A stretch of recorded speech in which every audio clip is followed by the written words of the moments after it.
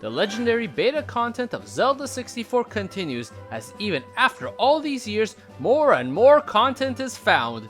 Everything from altered dungeons to entire cut locations. Recently, a development cartridge of F-Zero X was discovered, and upon inspection, this cart was at one point a copy of the 1997 build of Ocarina of Time.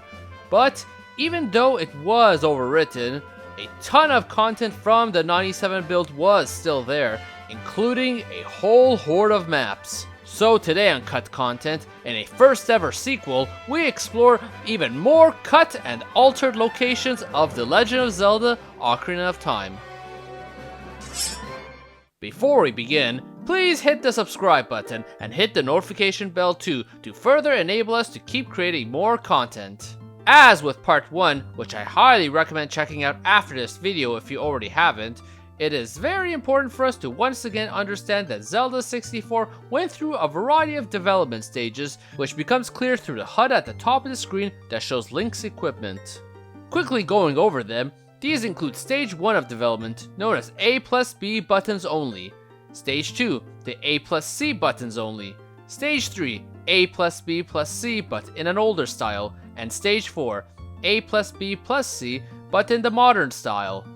All these represent the 4 stages of development, which I'll be referencing throughout the video, as even though this build is from Stage 4 of development, it does contain a ton of maps from Stages 1 to 3.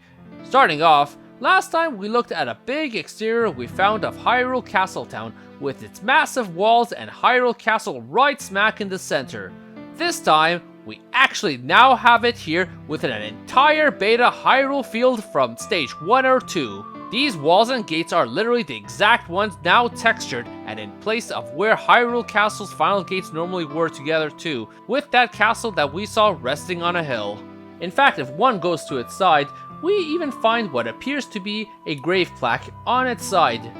Maybe a hidden entrance? Cause otherwise that's an odd place to bury someone. As for the rest of Hyrule Field, it both appears familiar and very different. It has some more inclines and slopes all over the place, offering a lot more of a varied land compared to the final games. In fact, its size as such does seem larger, and no horses being planned yet at this stage made this a very long walk to get around. As well, this build has no Lon Ranch at the center, but instead it does have a farm to the south near the forest where we saw in the screenshots that contain cuckoos. All that time, many of us thought that this was a very large Lon Ranch, but instead it was just the rest of Hyrule Field we saw in the distance. And the amazing thing is that all the normal exits of Hyrule Field are still in their rightful place, from the forest, Zora River, Kakariko Village, Lake Hylia, and the Gerudo Valley, showing how early they had all these locations planned. In fact, there is a very nice complicated river system coming out of Lake Hylia that you can hop between, and if you zoom the camera out far enough, you can see it flows all the way to the Zora River, making one interconnected Hyrule. Now that's some serious depth I wish they had kept. However, this being from Stage 1 and 2, and this being a Stage 4 build, it does have a Stage 3 and Stage 4 build of Hyrule Field 2, which looks a lot more like the version we are used to. Inclines and slopes being a lot closer to our version and not as steep as the older versions. One of the major differences is that there are a ton of horse fences you can jump over with a horse, as Stages 3 and 4 had wild horses roaming all around and you could catch one and ride, done 18 years prior to Breath of the Wild, and these fences being there to encourage wandering around with a horse. There are also a lot of fences that surround the usual exits of the field, and from what I can see, it's done because those areas are not complete, as I don't see a way to get into Kakariko Village here, or here to Lake Hylia for example. Speaking of Lake Hylia, it's really disappointing not to see a river flow out of it and creating a complicated river system like in Stage 2. But with that, we move to Lake Hylia, and it's a very different Lake Hylia. It's literally the one we saw from the screenshots. The same house is still here, and even that little dock is here that we saw Link running along with a horse. However, we can tell that this is from Stage 3 since the path in this older screenshot of Stage 1 had a little island in the water that isn't here anymore. However, the walk up to the lake and the house is very long and very wide, something that definitely might have been too much for the N64 to handle. As stated last time, the lake itself is very simple with no details in the lake itself. However, when pulling into a level editor, we can see that this has an exit right at the dock, and apparently something is at the other end of the dock. Some have theorized that maybe Jabu Jabu was originally here at the dock, and Link was to walk into his mouth that way. But hard to say, as it won't read what it was actually here in the editor, as this is an old map. In fact, being so old, its textures are still from stage 1 and 2 despite it being updated for a stage 3 map. The other thing is that there is this one path here by the side of the mountain that takes you somewhere. Hard to say where, but maybe it was to the fishing pond. The fishing pond is in a very unfinished state, as there is no entry booth, no exits, and going into the water, it doesn't even have a hole for Link to swim out of. It does, however, use the textures from stage 3 and 4, showing this is still newer than the Lake Hylia map that I just showed.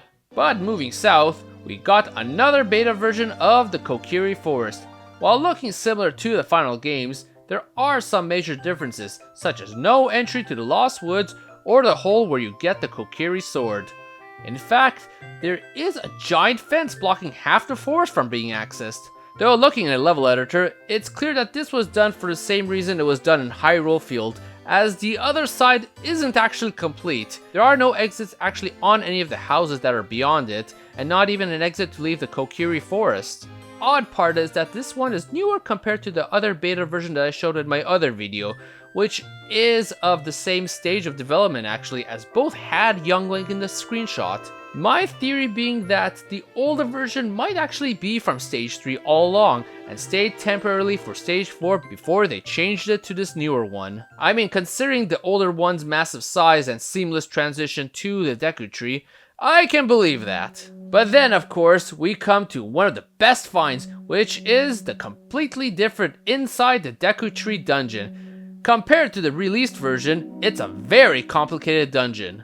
It has a large column in the middle that you climb to get to the very top, which the inspiration may or may not have come from Balboa Battlefield as a starter level, but it has many rooms inside the column and a lot of rooms you go to the side to get to the other sections of the center column. One of these rooms is actually seen in this very famous screenshot where you see these windows shining a beautiful light here. And these rooms all have their own little puzzles you solve before you can progress.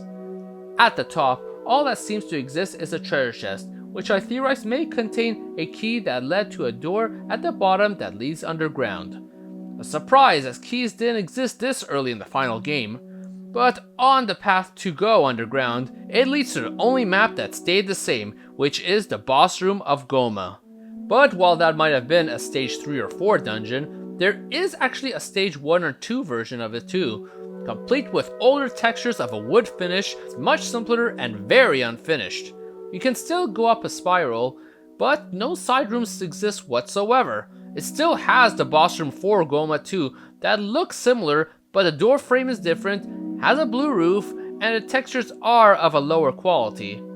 Seems they really wanted to kill this poor tree from the very start of development. But continuing in this forest, we have an area that looks like it's straight out of stage 1 or 2 and has a very hard time loading all of it, as it might be too much for the N64 to handle, but it's surrounded entirely by trees and has a pathway that goes straight to this temple-like structure. The structure, interestingly, has an entrance in its data despite it not having a door texture, and with its white exterior and forest setting, I'm theorizing the entrance led to a beta version of the Forest Temple, and that this area was also the beta Sacred Forest Meadow.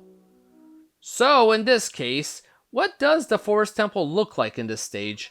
Well, the Forest Temple, which appears to be stage 3 or 4, happens to be a lot like the final games version still, with many areas still looking similar. While there are minor differences here and there, such as this massive light blooming down into the main room unlike the released versions, the major differences lie with everything that leads to Phantom Ganon. Instead of taking an elevator down, it's a set of stairs. The Poe sisters still seem to be here, including the torches that need to be lit to open the path. Once you go downstairs, you will see that the rotating mechanic that's there in the final version isn't here, and so you can go straight to Phantom Ganon, which Phantom Ganon's room, however, is a lot different as it has a very small platform to fight on, which would make for a tougher fight. But one of the other major differences exists in this room with broken pillars that never appeared in the game. What these were for, I'm not sure, but I do love the details around it. But now as we leave the forest, there is one more major area that needs to be looked at, and it's the Beta Lost Woods. Yes, that Beta Lost Woods from the screenshots with a crazy amount of trees. From first glance at the map, it's just a large area with a lot of flat lands and some obstacles. But if we open this up in a level editor, we can see that it has a crazy amount of unloaded objects here, and almost all of them are very likely meant to be trees. So yes, this is a stage 3 or 4 version of the Beta Lost Woods. This also has 5 exits here too, likely leading to other sections of the Lost Woods, the Sacred Forest Meadow, the Kokiri Forest, and Hyrule Field. I can tell from just looking at this of why they had to remove this, as the N64 and even the 64DD wouldn't be able to run this many trees at once in such a large area. In fact, running around in a clean version of the map has a hard enough time rendering all of it. I even tried putting in all the trees and it wouldn't load and instead crashed the game. We were indeed that close to getting the Beta Lost Woods, but limitations may have prevented us.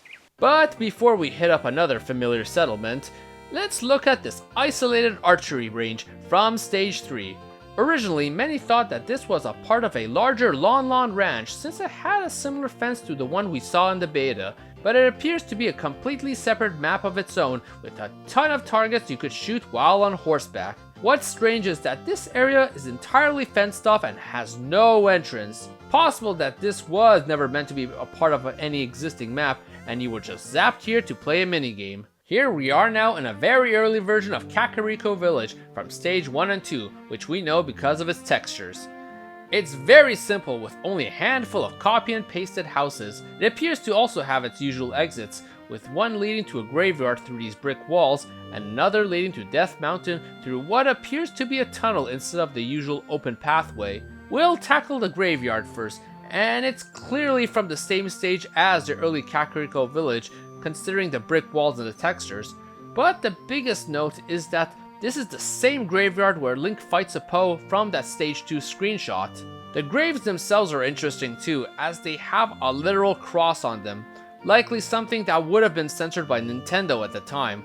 In fact, remember that grave we found in the stage 1 and 2 version of Hyrule Field? It matches perfectly here. Now remember the tunnel entrance I showed at Kakariko Village to get to Death Mountain? Well, we have a map of a tunnel from stage 1 and 2 to potentially match that entrance. Very straightforward and both ends clearly lead to outside, so it might open up to Death Mountain's exterior, which might even be this door we saw in this old stage 1 screenshot of Death Mountain. In the last video, I did show the stage 1 version of Death Mountain, but here we instead have it in its stage 3 and 4 incarnation, which looks a lot like the version we have with some differences. The entrance to Goron City isn't built yet, but the entrance is still active. Now, while this is a stage 3 or 4 map, what I find interesting is that when you look down at Kakariko Village from here, you see the stage 2 version we explored earlier on display in the distance with all its simple houses in the same places. I imagine they wanted to keep that same basic layout at this point before they did the massive overhaul later. Aside from that, much of Death Mountain is still similar, with only a fairy fountain entrance missing. But in addition, a cave does exist in the data that has textures matching what we saw of Beta Death Mountain from stage 1 and 2 in those old screenshots. It's a very simple cave that appears to contain water and a pathway to somewhere else. But moving to Dodongo's Cavern, it has been in the game's development since the very start, and what we see here is a stage 3 or 4 version of that map, with its modern head in place, but a very different layout in the main area. It has a connected pathway in the middle and multiple platforms in front of the big head that were never there in the final release. Aside from that though, a lot of the rooms do look similar, but some still have some major variations, like this blue room having an extra pathway that leads to this hallway here, or this room with a giant slide that leads you down a chute if you're not careful. But also, the pathway to the boss room that is just past the big head is actually going straight to the boss room this time, instead of just being more rooms prior to it. So now let's go inside of the Death Mountain crater, which is similar but different from the Death Mountain crater we got in the final version. Here, the one difference I can see is that it has a pathway winding down instead, but otherwise a lot of it is still very similar. The more interesting part is this large maze-like tunnel system, which based on it having volcanic activity at the bottom, does indicate that this might also be a part of the Death Mountain crater too. Maybe one of the exits at the Death Mountain crater led to this, but it does seem to have both an entrance and an exit, so maybe one end of it led to Goron City even. The maze has arrows that guide you through to the exit. However, if one explores, there appears to be a treasure chest there too for your hard effort. But of course, how else does one complete the crater without seeing the Fire Temple?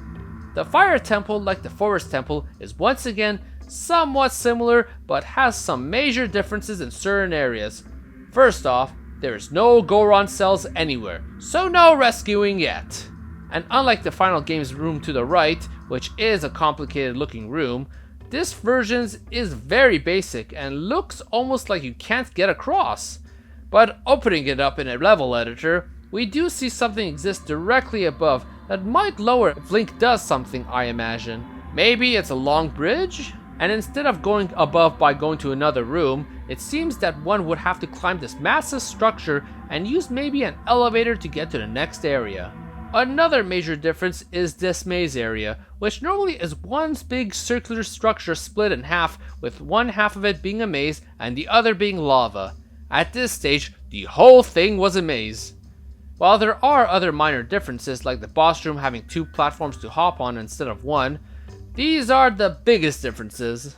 Now some of you may be wondering if the beta giant Hyrule Market town is here, and unfortunately it isn't, despite having its exterior here. However, we do have 2 beta versions of it from stage 3 and 4, each looking very similar to each other with minor differences, and one is probably from stage 3 and the other being from stage 4.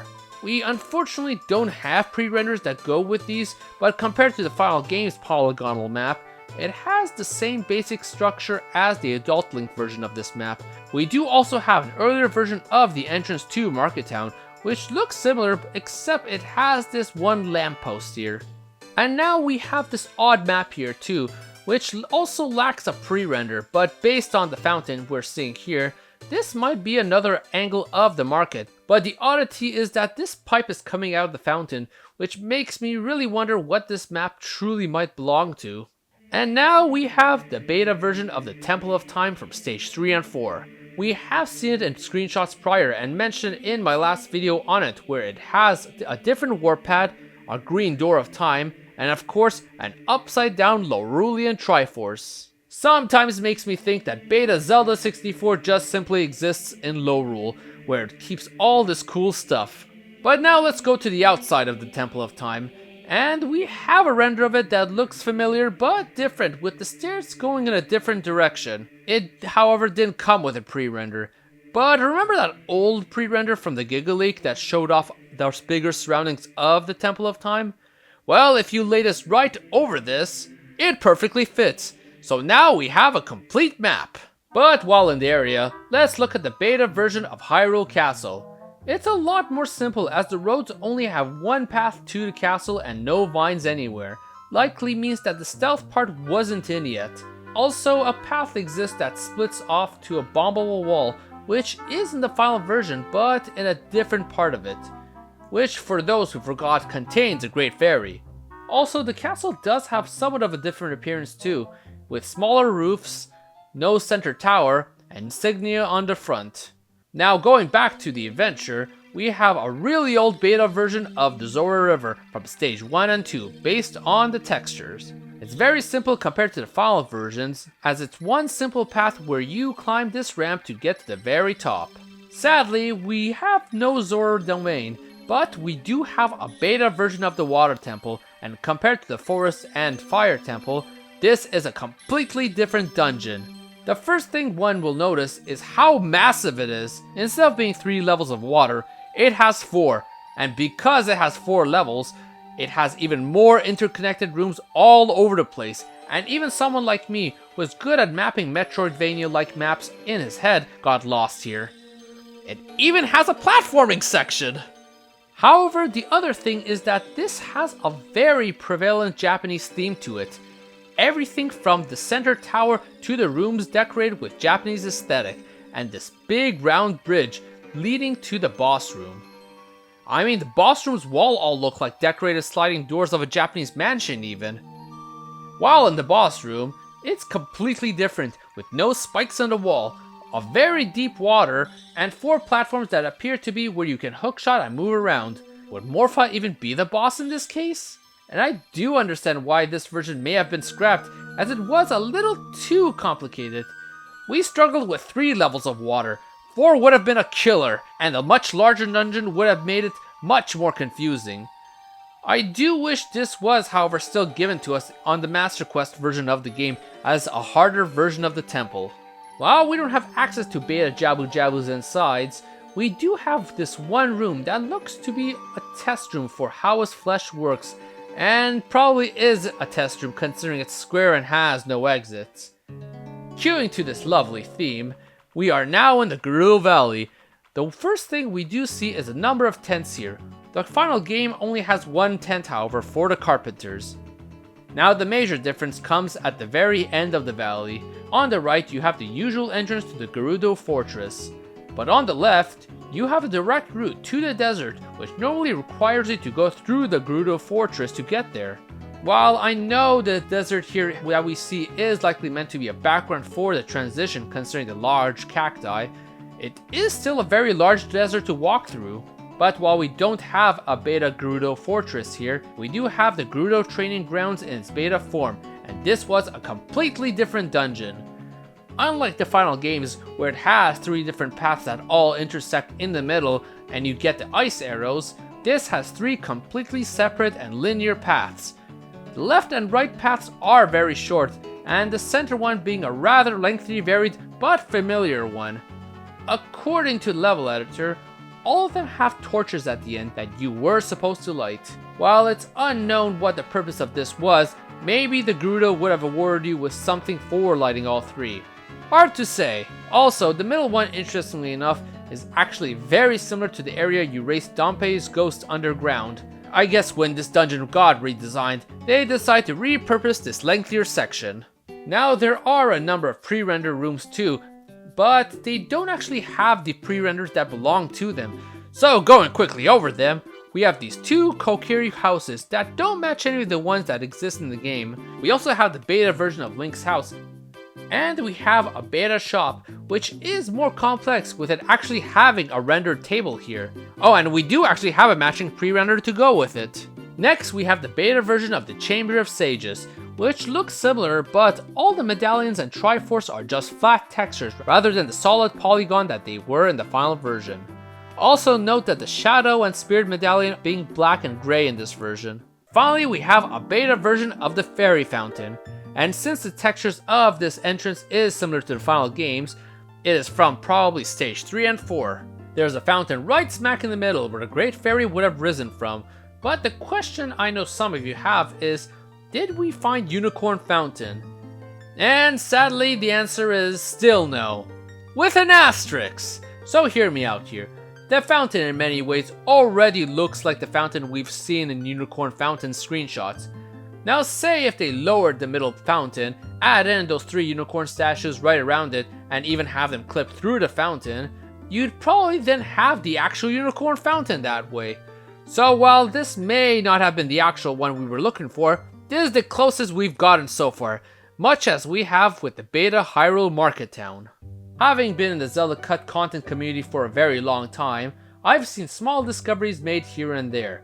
From inside the very cartridge of the game, to a leaked debug ROM that gave us some maps, the Giga Leak, and now the 1997 Spaceworld build being released. And that's the amazing thing with Ocarina of Time. Its long development cycle had many changes and unique differences that even after all this time, we still find new material like this massive horde of maps. And it's not just maps, but story content, items, and so much more still there to explore. So hit the subscribe button, for I'll plan to be back with more Zelda cut content and other series too. Hit the like button too if you liked it, and comment below on which of these maps were your favorite. So everyone, thank you for watching!